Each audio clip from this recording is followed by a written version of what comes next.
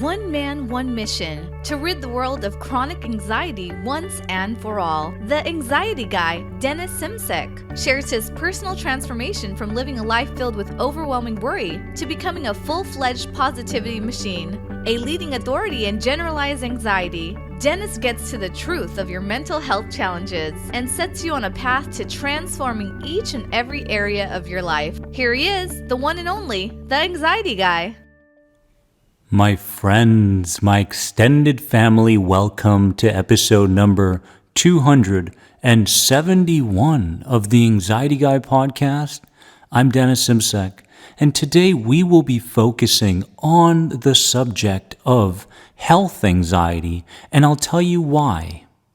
Before I get into it, this podcast episode is brought to you by the Inner Circle program, the most powerful anxiety recovery program available online today at theanxietyguy.com. Visit theanxietyguy.com today, learn more about the Inner Circle, and begin to become more than anxiety starting today. Warriors, many of you know that I have two podcasts, this main podcast, the Anxiety Guy podcast, and the Health Anxiety Podcast Show. That Health Anxiety Podcast Show is actually a monthly podcast that only focuses on the topic of health anxiety. I urge you to visit that podcast and catch up on the 40 plus episodes that I've done. And many of you will realize that I have taken a month off of that podcast. This month, there is no episode there. Instead, I decided, you know what? My intuition is telling me to focus on the subject of health anxiety on this podcast instead. And I know, seeing from the Facebook support group, seeing from Instagram and the YouTube comments, I know that there are so many people out there suffering from the sensitivity towards their anxiety symptoms, feeling like they cannot detach from them, therefore living a life of inner suffering constantly. So what I want to do today is I want to focus on the subject of health anxiety, and I want to give you facts.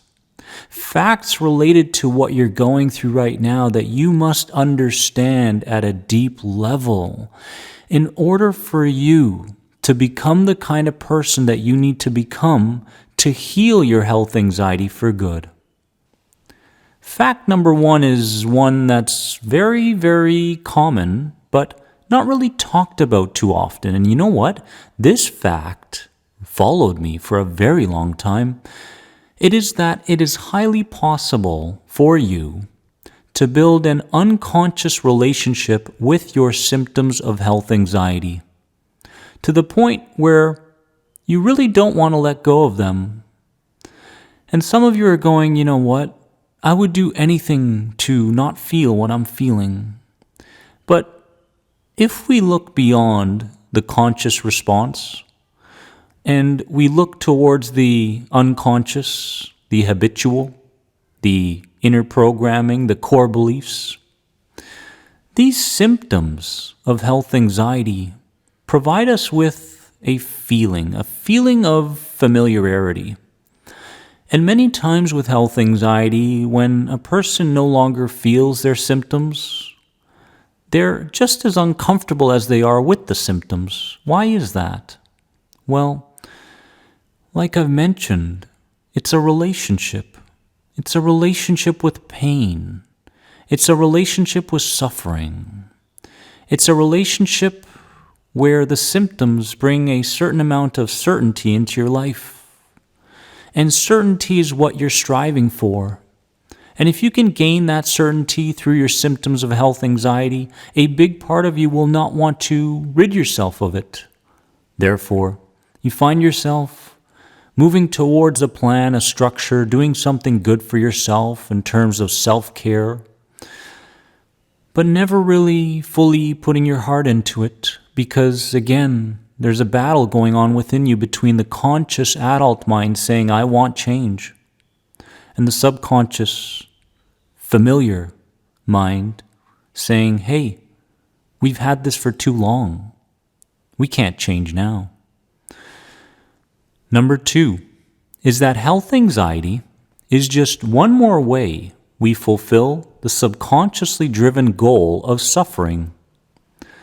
It's not the problem, health anxiety.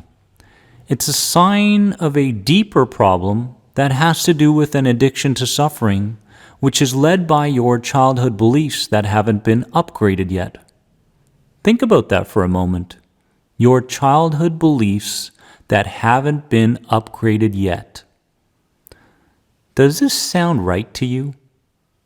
Is it possible that your belief systems around yourself, people, life in general, haven't had an upgrade?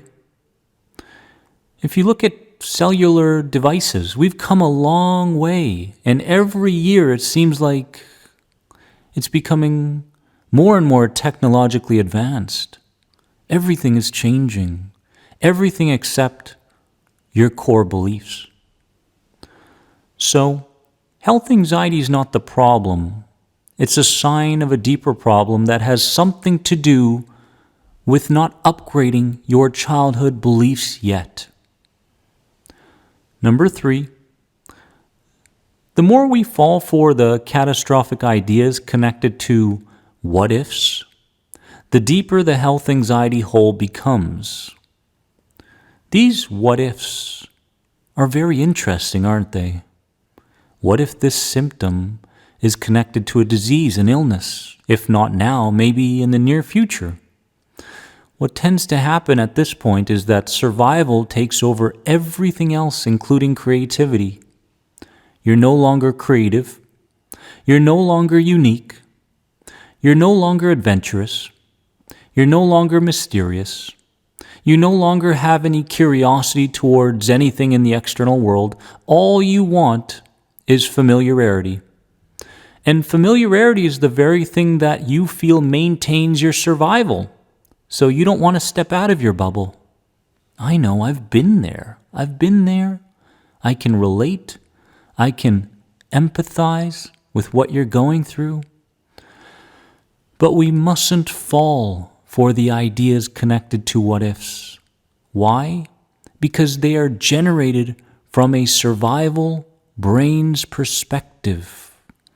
Sometimes, not all the time, this survival brain with its interpretations of survival and threat tags on to the emotional brain. And when the emotional brain connects to the survival brain, our cognitive thinking resources go out the window. We no longer think, but we think we're thinking, when in fact, we're just remembering and reacting. We're not thinking. If we were thinking, we wouldn't be suffering from health anxiety. Instead, we're remembering how we responded to these what-ifs yesterday, and therefore, unconsciously, we respond the same way. We don't respond, in fact, we react. Number 4 fact about health anxiety is that to experience inner peace and optimal health, we must be progressively more open to quiet and non-stimulating experiences, which normally make us feel like we aren't being productive. With health anxiety, and in anxiety in general, it's this feeling of do. More. We confuse our wants with our needs. We don't need something, we just want it, but we're confused. We're confused because we are processing life from a survival perspective. But there is no saber-toothed tiger around the corner. There is no saber-toothed tiger. All there is constant reliving of past traumatic events in the present. That's all there is. And to experience inner peace, which is what your adult mind wants, optimal health, which is what you deserve and can have because the body can in fact heal itself, we must make peace We must build a friendly relationship with quietness, with darkness, with non-stimulating experiences.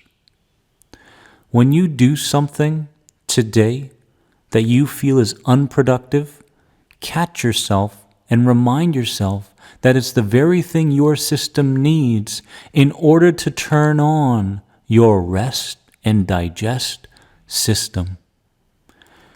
Because at some point, we need to find inner balance between real threat and inner balance between seeing the majority of your day from a non-threatening perspective, a neutral perspective. So again, make peace with peace. Number 5, health anxiety from the outside in or from the inside out, meaning your new behaviors, actions, and verbal communication with others have the potential of questioning and altering your core belief systems that drive health anxiety.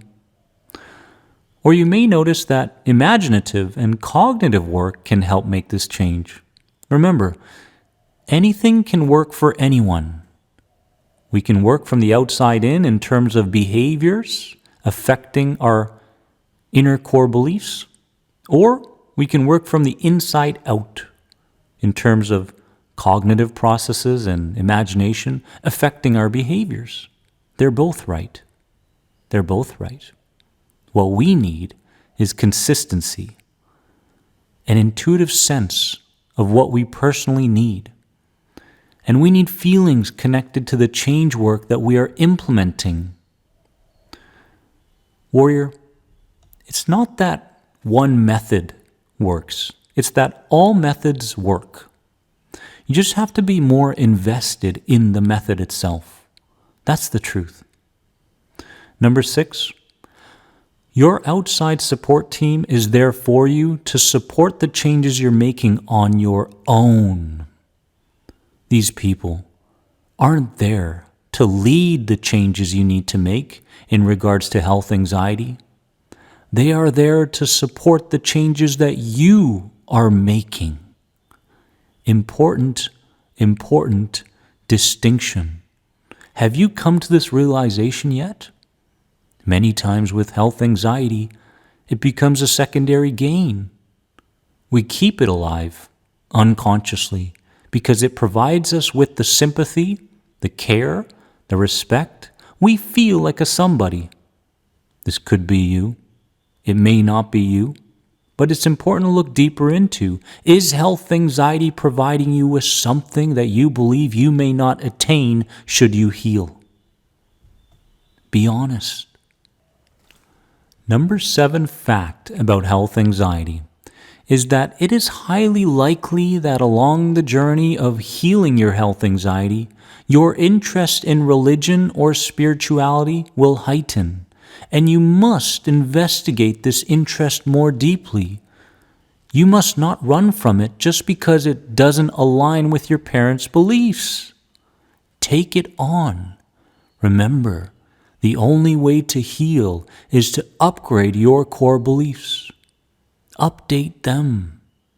And this has a lot to do with what you believe is right for you and how you see the world, this world, the past world, the next world. It's up to you. Many times, people have these spiritual insights and they get afraid because it's not really a familiar thing in their life. They say, I've never really been a spiritual person, or I've never been a religious person.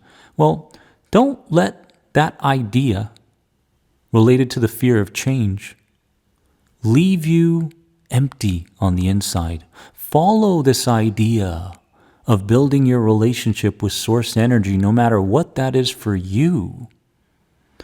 Because when you do, you'll feel like you no longer have to take on life by yourself. And when this is the case, you start letting go. You start having more faith in life. And you start trusting the process of change, because everything is changing, and so must you. Number 8. Always find yourself asking questions in regards to the reasons for your symptoms, but never find yourself getting caught up in the symptom itself as being the problem. The symptom is an effect. What's the cause? Well, that's where wisdom comes in. That's where information on the outside comes in. We start understanding these symptoms better. We start understanding that sometimes it's the anger that's suppressed within us. Sometimes it's the blame. Sometimes it's the guilt. Sometimes it's unforgiveness towards ourselves and others. And as we move towards this inner work around reframing more and more, we realize how much we've stuffed aside. We realize that the very thing we thought was done isn't really done. And in fact, we're taking it out on other people on a daily basis. The symptom is not the problem, it's the effect. Number 9, as long as you have lived contained in the bubble that is health anxiety, your ability to pop this bubble and live a fulfilling life is always available to you when you choose to embrace both the good and the bad from this healing journey. Many people, when they start healing from health anxiety, think that they're healing when they're feeling better all the time. This is false. The truth is, you're healing depending on your responses to when you're not feeling better. That's when you're truly healing. When something doesn't go your way and you start responding differently, neutrally, in a broad-minded fashion, that is called healing. It's not about not having anxiety. It's about dealing with the anxiety differently, better, when it arises, and all the symptoms that come with it. Number 10, and this is important. Feed into the idea that comes from my latest book, F Coping, Start Healing, which is that you mustn't believe everything you feel, but rather, it's okay to question what you feel in the hopes of guiding a system within you that is so invested in safety over neutrality. I can't say this enough. Don't believe everything you feel. The feeling is connected to the inner child that lives within you. The inner child that lives within you is responsible for what you believe at a deep level. What you believe at a deep level is due to your past experiences, upbringing, and environment.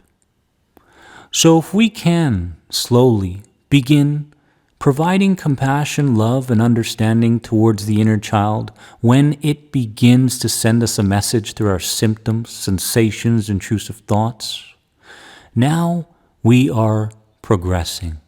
Now we are healing. Once there is congruence, once there is a relationship, an understanding relationship with your feelings and your conscious thoughts, now this is the magical area. Because you're going to begin feeling emotions that are different than what you used to experience.